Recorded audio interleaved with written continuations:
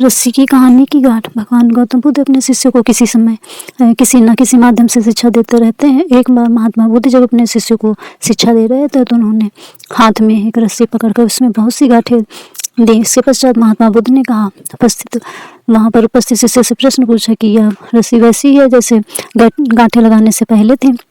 एक शिष्य ने महात्मा बुद्ध के प्रश्न का उत्तर दिया। वह कहने लगा, गुरुजी, एक दृष्टिकोण से देखे तो यह रस्सी वैसे ही है जैसे पहले की थी, लेकिन अगर दूसरे दृष्टिकोण से देखे तो रस्सी में 3 गांठें पड़ चुकी हैं, इसलिए देखने में इसका स्वरूप कुछ बदल चुका है। लेकिन एक सत्य यह भी है कि बाहर से देखने पर चाहे इसका स्वरूप बदल चुका है, लेकिन भीतर से इसके बुनियादी रूप से यह पहले के जैसे ही है। शिष्य का उत्तर सुनकर महात्मा बुद्ध संतुष्ट हो गए।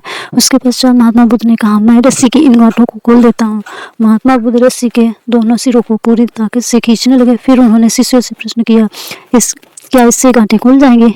इस शिष्य ने तुरंत उत्तर दिया, नहीं, इससे तो गांठें अधिक कस जाएंगी। यह सुनकर महात्मा बुद्ध ने पुनः एक प्रश्न किया, इन गांठों को खोलने का क्या समाधान होना चाहिए? शिष्य तुरंत बोला, गुरुजी, हमें इन गांठों को ध्यान से देखना चाहिए कि इसकी गांठें कैसे लगाई गई हैं। इसके पश्चात इनको खोलने का प्रयत्न करना चाहिए।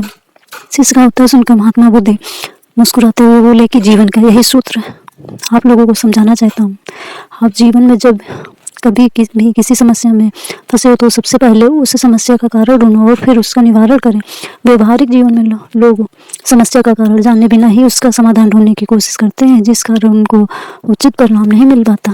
महात्मा बुद्ध शिष्य को कहने लगे कि बहुत से लोग मुझसे पूछते हैं कि अपने क्रोध को कैसे समाप्त करें, लेकिन कभी किसी ने यह नहीं पूछा कि मुझे क्रोध क्यों आता है।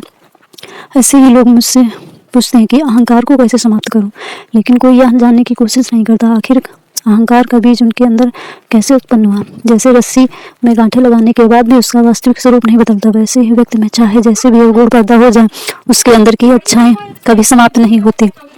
जैसे हम धैर्य से रस्सी की गांठों को ध्यान से देखकर खोल सकते हैं, वैसे ही जीवन में आने वाले विकारों और समस्याओं का हल हम ढूंढ सकते हैं। अगर जीवन में किसी भी तरह की कोई समस्या उत्पन्न हुई तो उसके कारणों को ध्यान से समझने पर उसका निवारण भी स्वतः मिलने लगते हैं।